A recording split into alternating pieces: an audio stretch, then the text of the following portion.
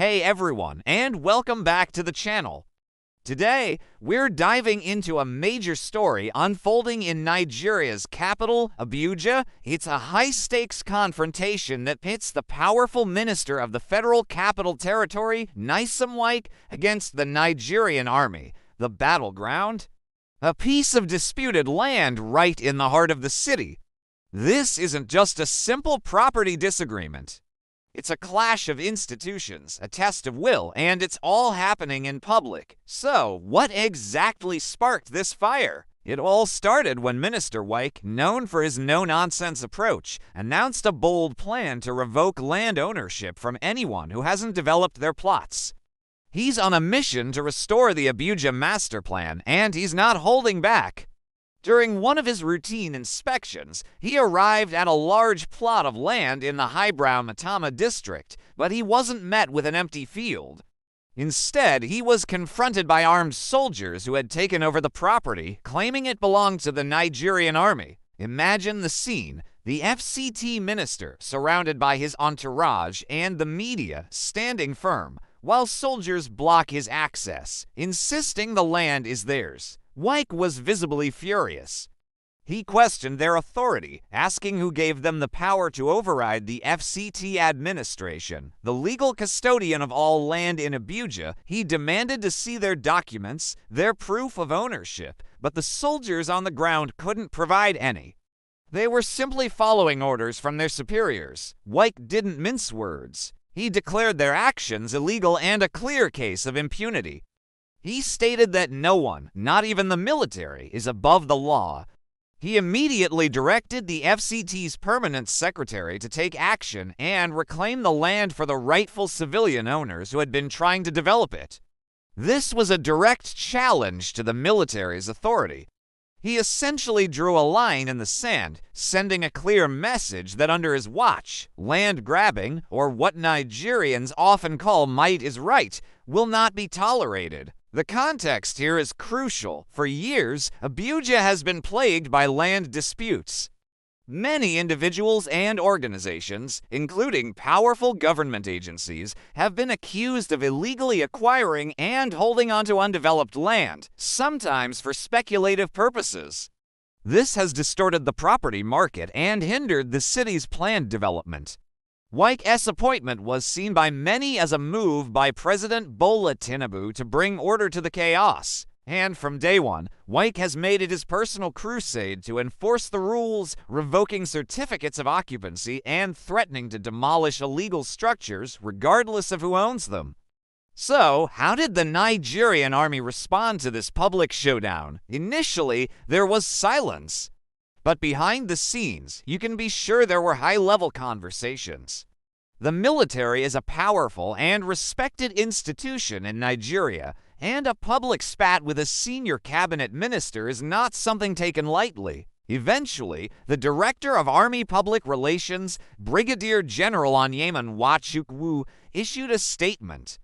He explained that the Army had followed due process and had a long-standing claim to the land. The statement suggested that the issue was a misunderstanding and that the military was committed to resolving it amicably with the FCT administration. This response was very diplomatic. It was a step back from the confrontational stance of the soldiers on the ground. It signaled a desire to de-escalate the situation and handle it through official channels rather than in the court of public opinion. The Army clarified that its presence on the land was to prevent encroachment and secure it pending the final resolution of the ownership dispute. They emphasized their respect for the rule of law and their willingness to cooperate with the minister. This entire episode has opened up a much larger conversation across Nigeria. Who truly has the final say on land allocation in the Federal Capital Territory? Does a ministerial directive supersede a claim by the military? The law, specifically the Land Use Act and the FCT Act, is quite clear. All land in the FCT is vested in the federal government and managed by the FCT Minister on behalf of the President. In theory, the minister's authority should be supreme. However, in practice, powerful institutions have often challenged this authority. The public reaction has been overwhelmingly in support of Wike. Many Nigerians are tired of what they see as a culture of impunity, where powerful people and organizations seem to operate by a different set of rules. On social media and call-in radio shows, citizens have praised the minister's courage for taking on such a formidable institution. They see him as a champion for the ordinary citizen, someone who is finally trying to level the playing field. For them, this isn't just about one plot of land. It's about restoring order, accountability, and fairness to the system. However, there's another perspective to consider. Some security analysts have raised concerns about the optics of a public confrontation between a civilian minister and the military. They argue that such disputes should be resolved discreetly to maintain institutional harmony and respect, especially given the country's ongoing security challenges. The worrying is that a prolonged public fight could be distracting and potentially undermine the morale and public image of the armed forces. They advocate for a resolution behind closed doors through the established interagency channels. So, what happens next? This is the million-dollar question. Minister Wike has shown no signs of backing down. He has since reiterated his position, stating that all undeveloped plots, regardless of ownership, will be revoked if the owners fail to comply with development regulations. He's essentially daring anyone, including the military, to challenge his authority in court. The ball is now in the court of both the FCT administration and the Nigerian Army High Command. Several outcomes are possible. The most ideal scenario would be a quiet resolution where both parties review the legal documents and come to an agreement. Perhaps the land is officially reallocated, or a compromise is reached.